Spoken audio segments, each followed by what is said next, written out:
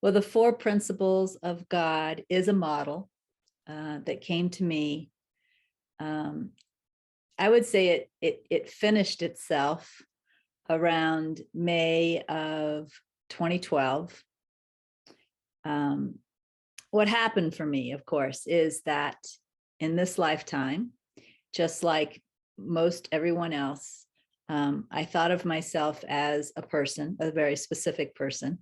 Um, and in 2004, I received a calling, which I consider the beginning of my spiritual path.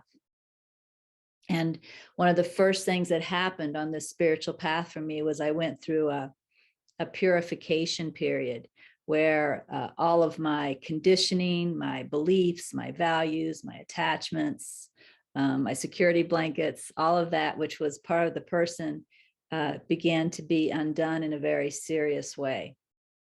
And as these things began to be undone, I began to receive more and more wisdom. The first clarity about God, which was also clarity about myself. They're simultaneous. Every time I say I've received a clarity about God, that it was a clarity about myself. So maybe I should say in the beginning, when I was a person, there was this person and then there was God, right? And when these clarities started to come, the clarities brought the two together as one. So the very first clarity brought us together as one, no longer separate. But the first clarity was bringing us together as what I call the creative principle, or the third principle of God.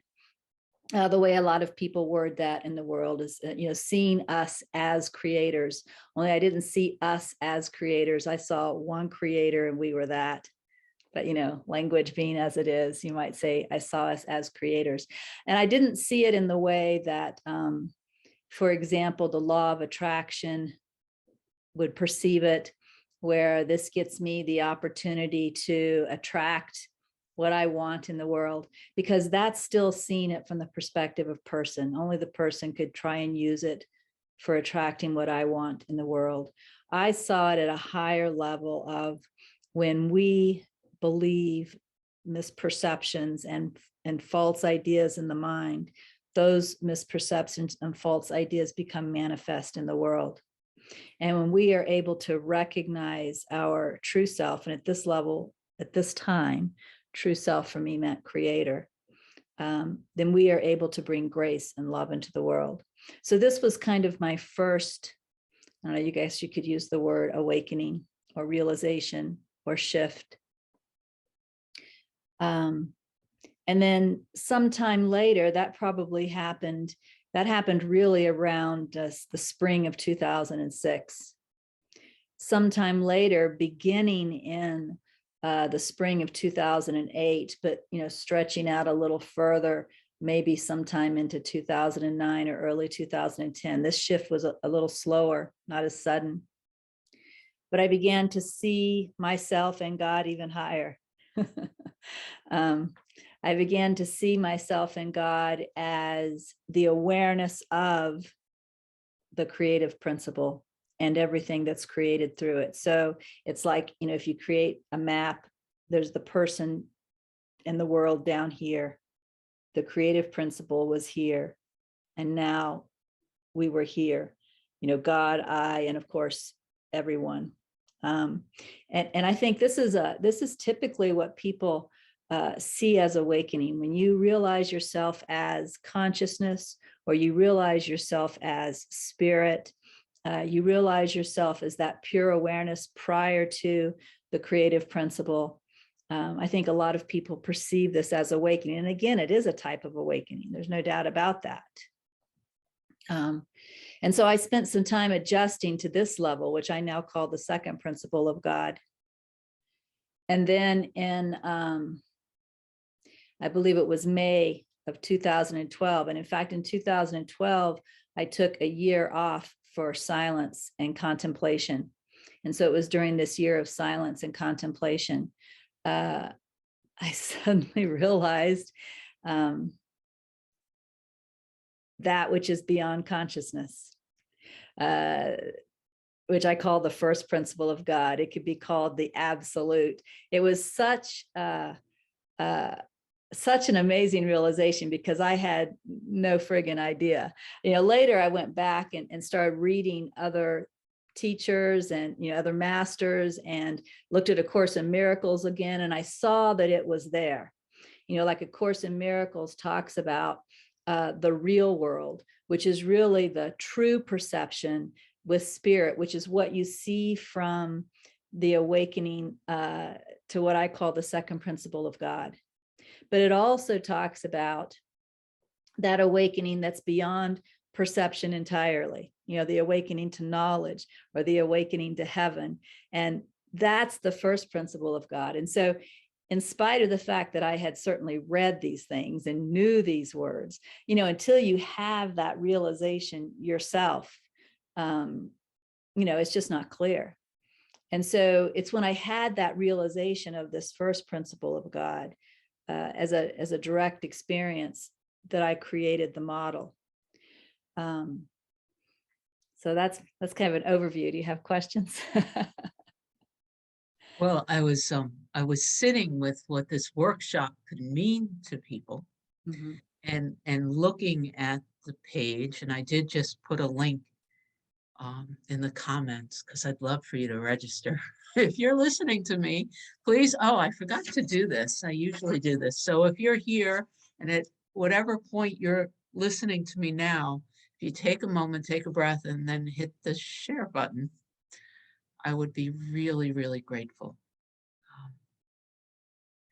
One of the things I wanted to ask you is, the first thing I wanted to ask you is, Yeah. Why should we care? I was looking at that offer page and we were talking about the importance of maybe knowing where we're going, right? And Yeah. so why should we care? Well, the answer I have for you is a very funny answer. All I know is that everyone who has realized this feels that it's important to share it. This is, in fact, let me show you this one book that I happen to have within reach. This author is, her name is Bernadette Roberts. She was Catholic. This is one of her 3 books, The Path to Know Self. She perceived herself as a Catholic contemplative. And she accidentally discovered the first principle of God by awakening to it. And it was like, same thing. I had no idea. She's like, I had no idea. And so now she has these 3 wonderful books where she's writing and telling people the difference between the first awakening, which is the awakening to the second principle of God, and the final awakening. There are other people, of course, who know about these 2 different movements, and everyone who knows just feels it's important to share. I can't give you the why. Maybe it's driven by that itself, right? I can't give you the why. What I can say is, at my particular place in this journey, I think there could be a misperception that awakening to what I call the second principle of God is done. And I think that if there's a misperception that awakening to the second principle of God is done, maybe you would miss the subtle energies that are there calling you forward to another awakening. I feel very clearly, very silently pulled forward. And I'm aware of that. And I'm aware that there's still somewhere else to go, another awakening to realize. And so I'm tuned into that silent, quiet pull, and I'm letting it pull me. But maybe if someone thought that this I am consciousness beyond the person was the end, maybe they just wouldn't be quite as aware of that silent pull. I don't know for sure. Bernadette did not know, and she was pulled anyway. But then after awakening to this first principle of God, she still felt, I need to tell people, they might not know. So I can't say why that's there, that need to tell people that they need to know there's another level, but it's there. From where I sit, and I've been studying your teachings and been sitting in this teaching, what's been useful for me is, number one, I keep seeing just my GPS system and wanting to put in a destination and knowing I'm not there yet. And I have Adi Ashanti in my head telling me, oh, if you're thinking you're not there yet, I love that.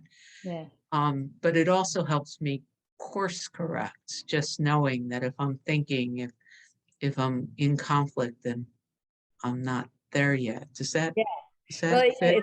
it's kind of funny. Like, it's a funny thing to talk about because, I heard you say, I can hear Adi Ashanti in my mind saying, well, if you think you're not there yet, because there's an obstacle that can also occur in keeping yourself stuck within an identification, so this is somewhere between those two, right? You don't want to keep yourself stuck in an identification.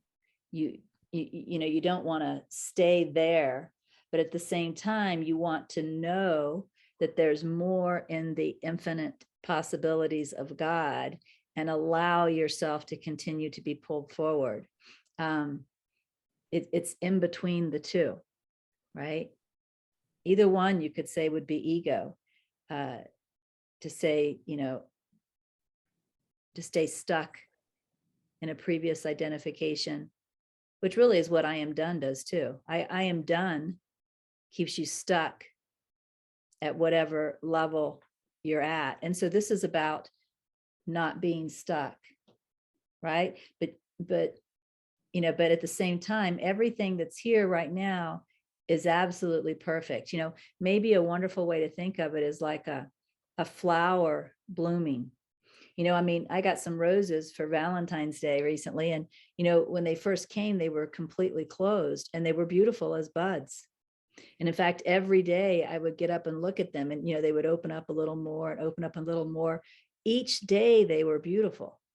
It wasn't like they had to get all the way to here to be beautiful, right? And in fact, they even started dying and started getting black around the edges of the petals and stuff, and I still see them as beautiful. So there's a perfection right now that needs to be accepted, and to say I'm not at that perfection yet is an obstacle, right? So there's a perfection right now, always, and at the same time there's more realization, right? So we want to accept both the perfection of right now and the pull forward.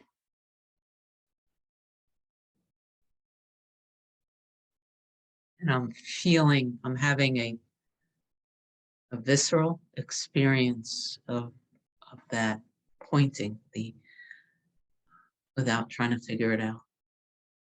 The other, so just knowing this model is useful, just like you said, for whatever reason.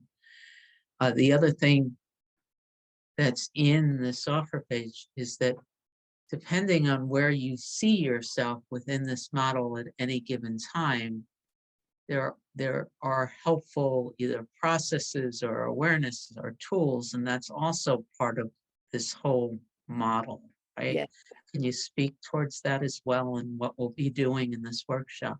Well, sure. I kind of mentioned it a little bit already. Like, I said, of course, I started this journey thinking of myself as a person. And one of the very first things I went through was a purification period, an undoing of beliefs and ideas and values, right? So a purification like that is not something that you go through at a different level in the model. It's what you go through at a certain level in the model.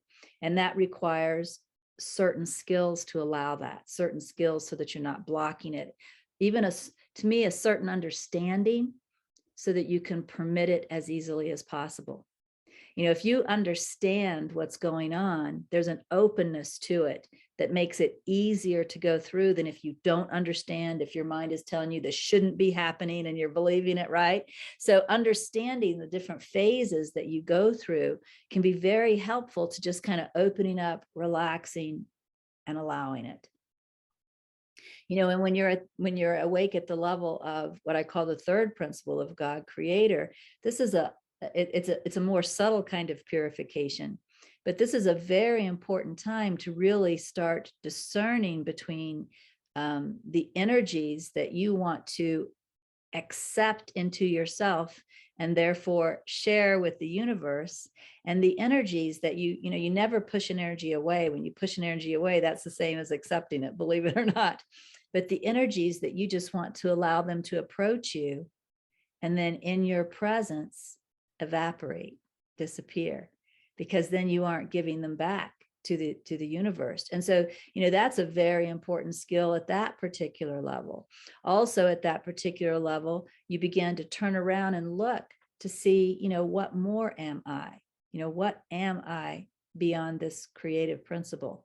Where did this creative principle come from? And this this looking beyond that, beyond energy at all, is what raises you up to the next level of consciousness. So there are different practices that you could say are more focused based on what you are, which raise you up to the next level, which, by the way, I have to say, this is a model, because none of it is really changing levels at all. That's the end result. You were always the first principle of God. You only perceived yourself as something else. Because I trust, and it's coming up, and because of what the world is showing us right now. As you were talking about the creative principle, the thoughts that were arising is how the world in general right now, they've changed their focus. It's not the virus today. Today it's Russia and the war and boys and their toys, threatening nuclear, whatever. Yeah. I saw, like, as you were talking, bring the fear in, allow that fear, the thoughts, what I saw. And then I'd love for you to just, because whether you attend the workshop or not, but please register, because it's free to register, and share with your friends. Because this is key, not just for Cindy, the personality, but for the world I see, right? As I see these stories coming, what I heard you just say, and what I know from being in your presence and contemplating a lot of the same, the books you've read, they're all on my bookshelf and actually sitting right here. Allow that, don't push the fear away, don't turn my back, but allow them to come into this space and let them dissolve as not true. Yeah, can you? Yeah, well, that's at least that's a very experiential thing rather than a thinking thing. In fact, I think it's absolutely true that you're allowing them to dissolve as not true. But I think at the same time, a mistake people make is, because of so much reading and the intellect getting in the way, like maybe something would come like a fear while reading about war, or a fear while reading about global warming, right? And there's a mental, it's not true, which is still ends up being some kind of a pushing away. For me, this is a process of not thinking, it's a process of being, right? And I think that's very important. So whatever comes, you just be with it. You don't even have to think, is this true or not true? You only have to be willing to be. Everything else takes care of itself. And then seeing the difference between true and not true is also natural. As you go through this enough, I'll tell you how you know, because everything that's not true dissolves. Everything that's true remains. And so just through the practice of being with whatever comes, you naturally become aware of the difference between true and not true. Because if it can come into your presence and you can be with it, welcome it, open it, be with it, but then it dissolves, you'll see that it wasn't true. That presence, though, that was here before it came, while it was here, and after it dissolved, there's no dissolving going on there, right? So that's true. So just by being in this process and allowing whatever comes come, you naturally see the difference between true and not true. So I would always recommend to take all thinking out of it, even spiritual thinking. It's about being.